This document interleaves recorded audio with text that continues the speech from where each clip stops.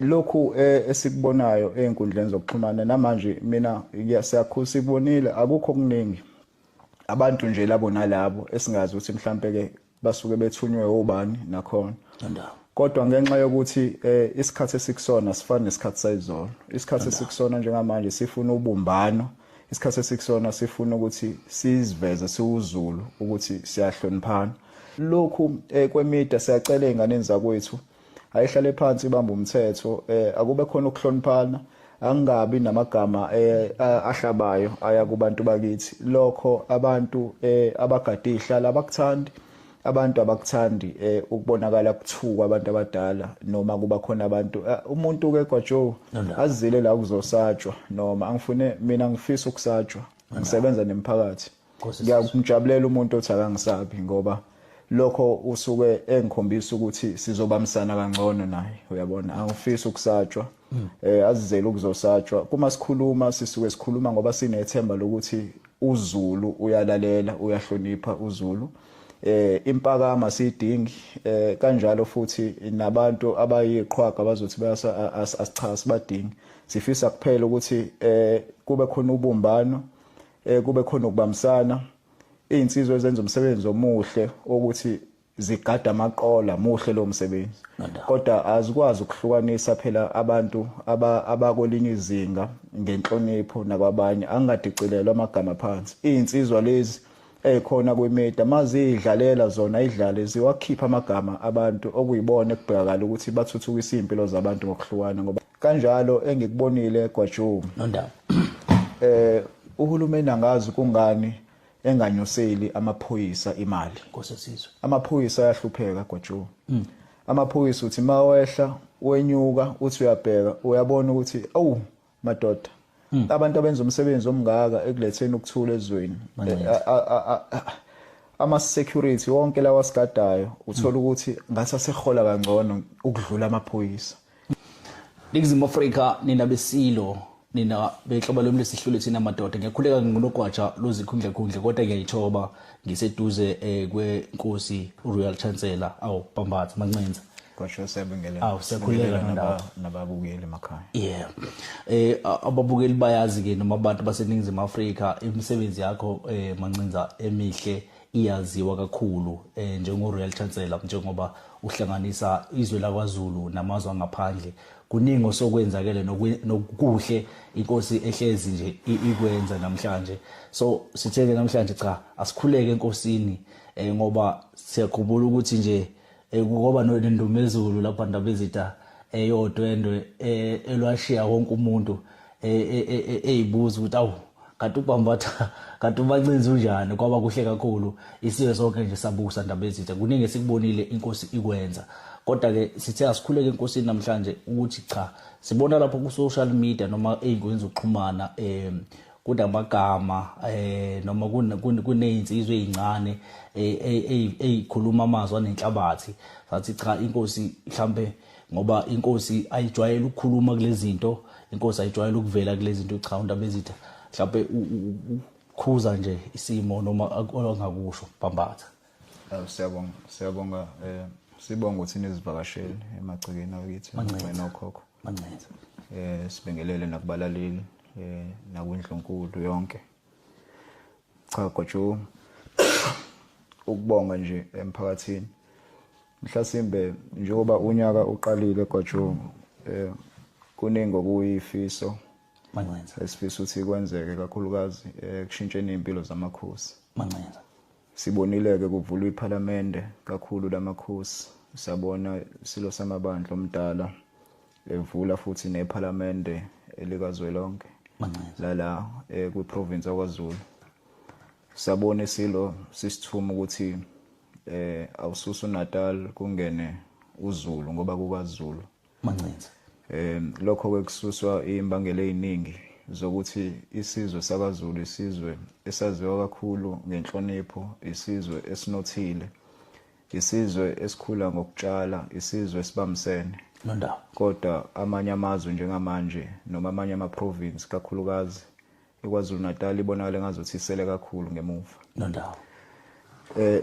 okwasendlunkulu kukhulu kwaJoe okwasendlunkulu kuyesinda akudingi ukuthi ube namawala kwaSendlunkulu kusuka kude kuwumlando ojulile Phambaza okufunakala ukuthi konke okwenziwayo khona kwenziwe ngenhlonipho konke okwenziwa khona eNdlunkulu kuyisithunzi kuyingubo yethu thina amaZulu sisonkana nondaba okuhle nokubi kungasihlambalaza ezweni lonke ingakho sihlezi sikhuleka ukuthi kwaZulu Natal kube khona ukuthula nondaba siyakhuleka futhi namanje ukuthi amakhosi njengoba kuyiwona khona emhlabeni afika kuqala nondaba intuthuko ayikho kahle hle kufunakala ukuthi kubanjiswane ukuze intuthuko ifike emakhosini yeah amakhosi abamsane nezinsizwa okuyinto esiyenzayo njengamanje ukuthi sihlanganise amakhosi nondaba kanye nabantu abane influence emphakathini yeah ukuze amakhosi ehleze bonakala kwabantu abangamele indawo yawo kunama development amaningi enzalo endaweni zamakhosi amakhosi kodwa agcina sekuhlupheka wona nondaba so ngesemkhankasweni manje ukuhlanganisa izinsizwa ukuthi zikwazi ukubuyela emakhosini amakhosi azamukela izinsizwa ezihola imphakathi ukuze ubukhosi buhlezi buqhama ngaso sonke isikhathi nondaba angazi kahle kulokhu okukhona engikuzwayo nje kade ngikuzwa ngenxa ukuthi bengisathunyiwe ukuthi ngiyoqoqa ubumbano lamazwe nondaba omdala engithumile ngiyezwa ke mangibuye ukuthi kukhona ongahambi kahle einkundleni zokuxhumana mancenza mina bengithi ngiyafisa ngoba siyisizwe esihloniphayo ngiyafisa ukuthi nezinsizwa ezisakhula ngoba ukuba umZulu kithina kuhamba ngenxa yeminyaka imfundiso nokufundiseka kungabi bikho kahle hle ngenxa ukuthi sifisela izingane zethu ukuthi zithole imfundo engcono zigcina sengasakubambi kahle okuyiculture yakithi kwaZulu umuntu omdala uyahlonishwa kwaZulu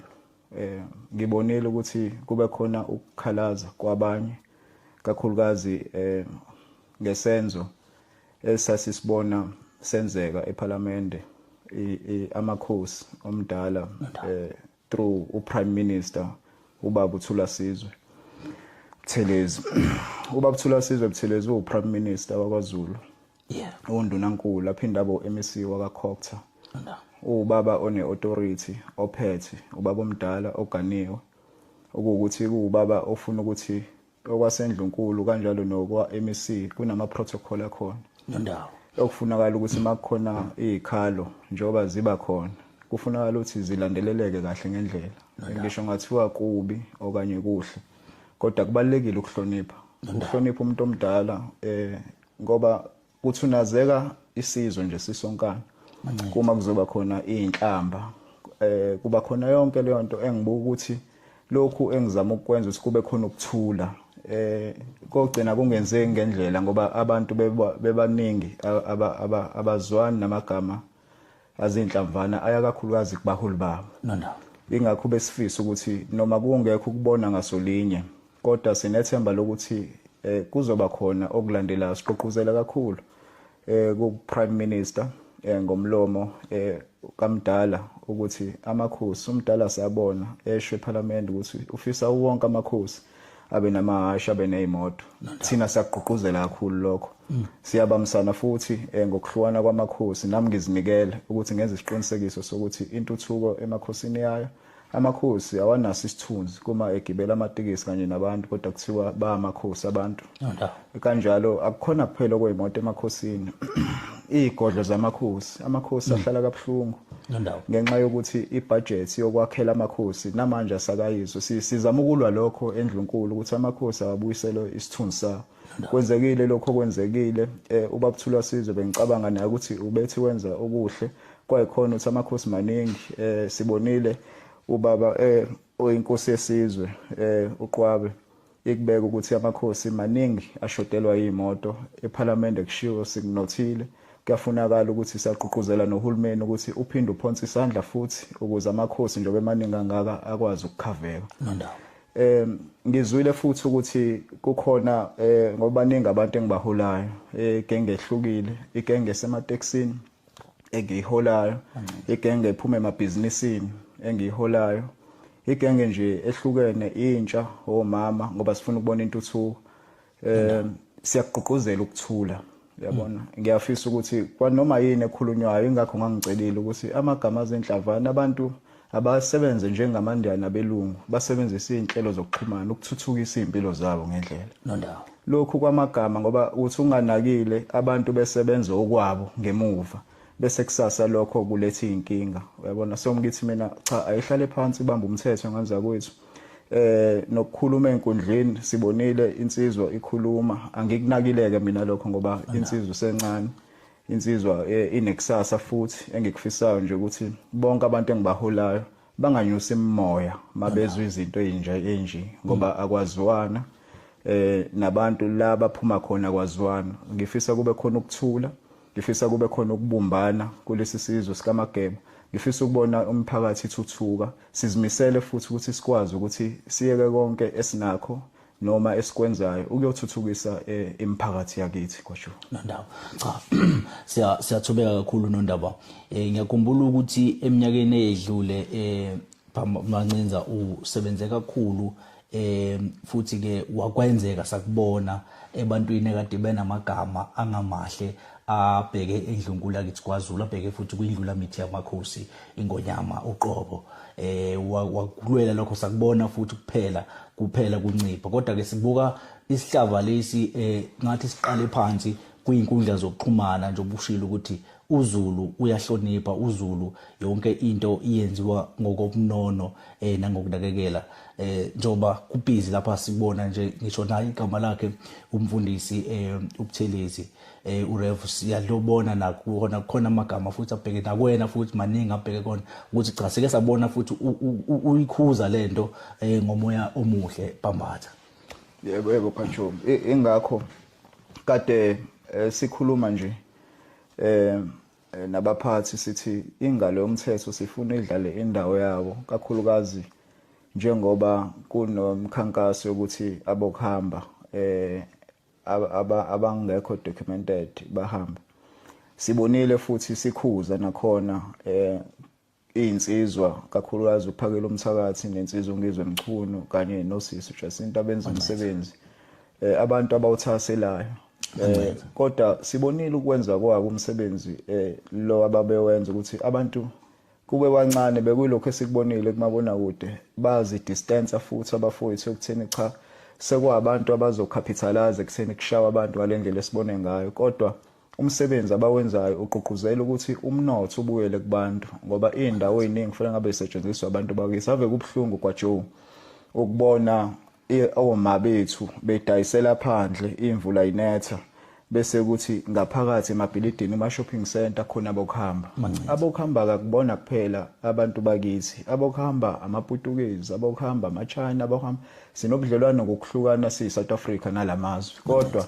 kufunakala ukuthi abantu bakithi kube yibona abangamela izinto zabo emphakathini yabo ilokho esikugqugquzelayo ingakho sikuthasele ukuthi sisupporte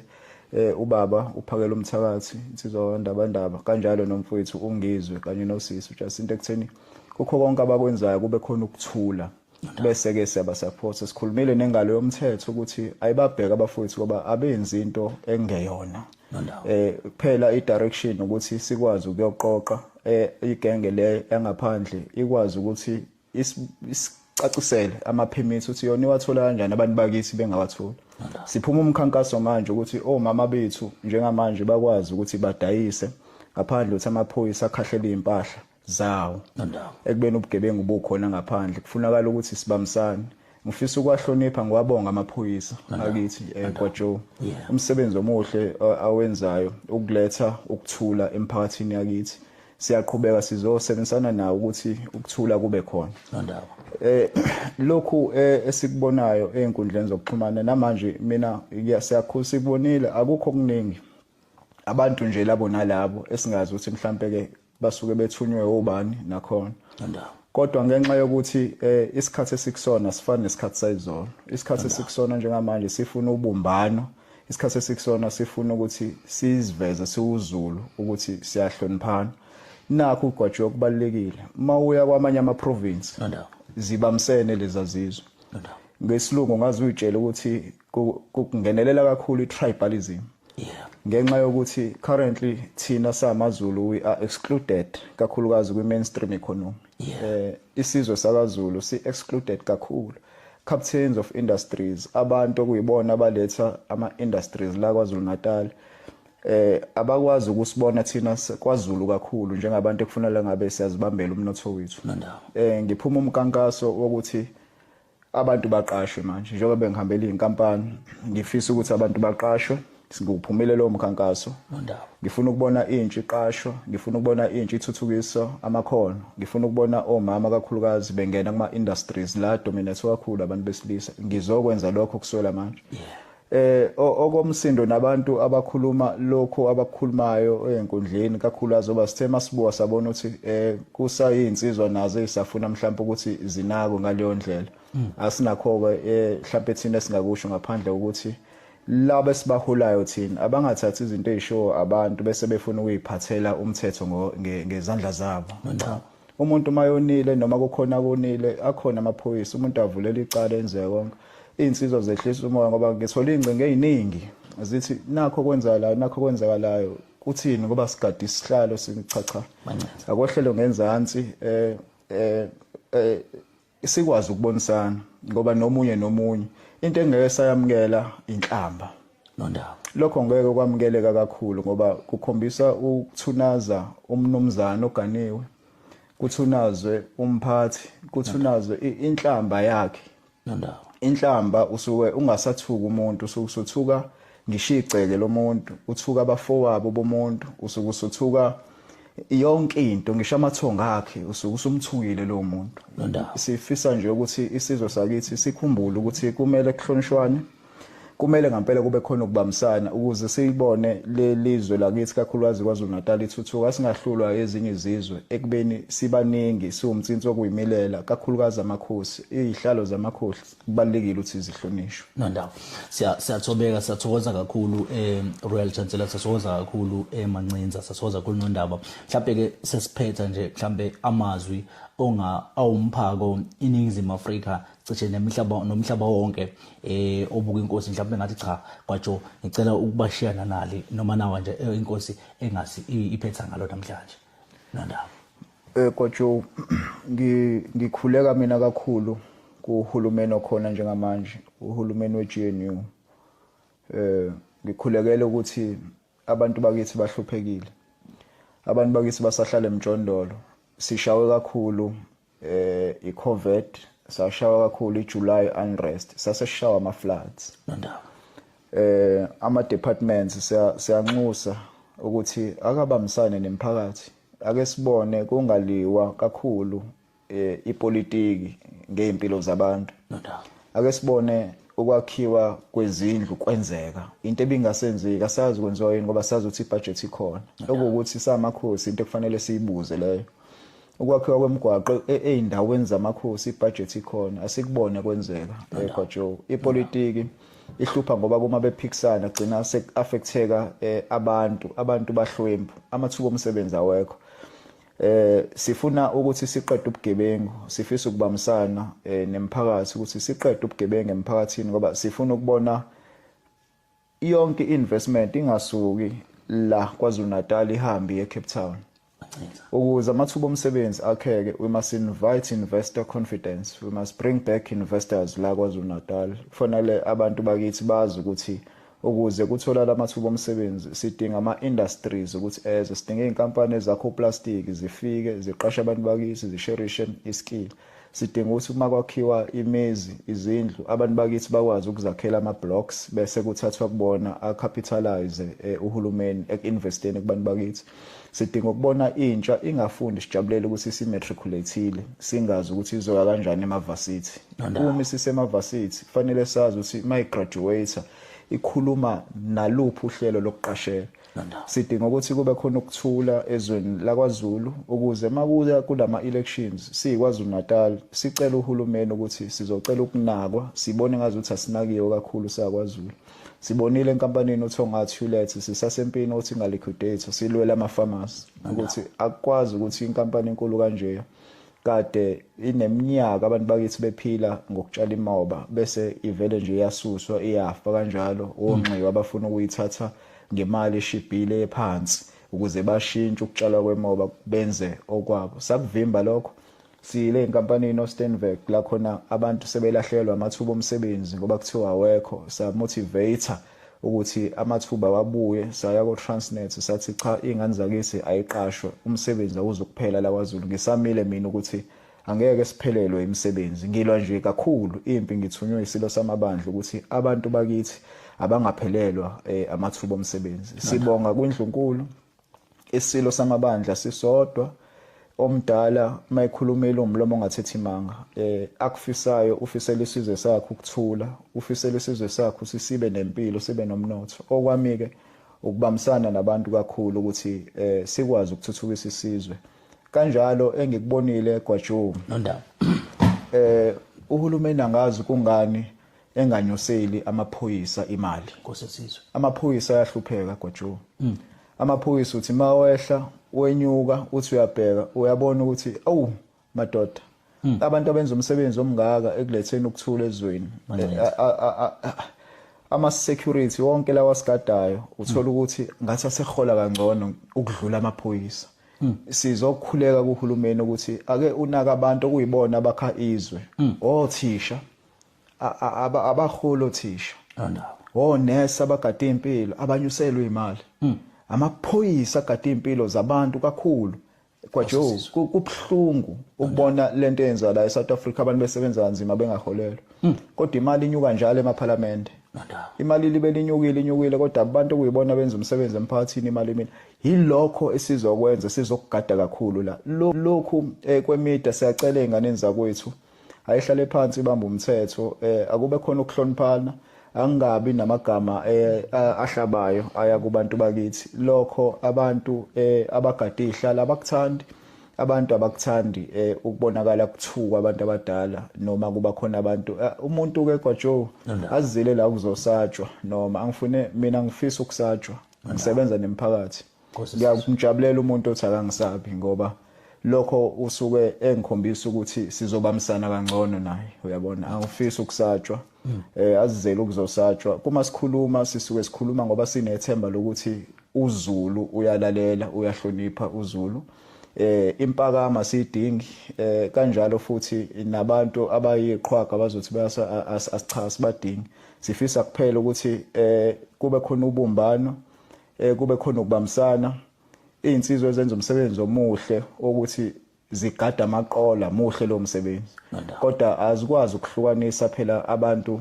abakolinye izinga ngenhlonipho nakwabanye, angadicilelwa amagama phansi. Insizwa lezi ekhona kwemida mazidlalela zona idlale ziwakhipha amagama abantu okuyibona ekubhekakala ukuthi bathuthukisa impilo zabantu ngokuhlukana, ngoba makwenzeka lokho nabantu bake babona ukuthi kushuthi abantu abezwe ngendlela ethizini. Ingakho ngithi insizwa zehlisa umoya, imidlalo le abayidlalayo yabo akube yabo, thina okwethu ukufisela abantu impilo engcono. Makukhona la engaphonsa khona isandla ngiphonsa itshe zivaneni ukushintsha impilo yomuntu ngoba ngimbona ukuthi shame ngabe ukude kube walithola usizo, kuma nginawo lawo mandla ngiyokwenza. Ngisho ngathi ubani wakiphi kanjani ngiyokwenza ngoba umuntu kaZulu akalahlwa. Awukho kumgqomo ukulahla umuntu kodwa suke sinethemba lokuthi usuke ezoshintsha nempilo yakhe ishintshe. Siyathokoza kakhulu Mancenza, siyathokoza kakhulu Nondaba, siyabonga kakhulu. Sibonga kakhulu nakwena mbukeli ngasekhaya ngokuthi usitsheleke ihlo lakho lokubuka lo mbukiso bhanyabhanya. Siyathokoza kakhulu Nkosi Siswe. Siyabonga Nondaba.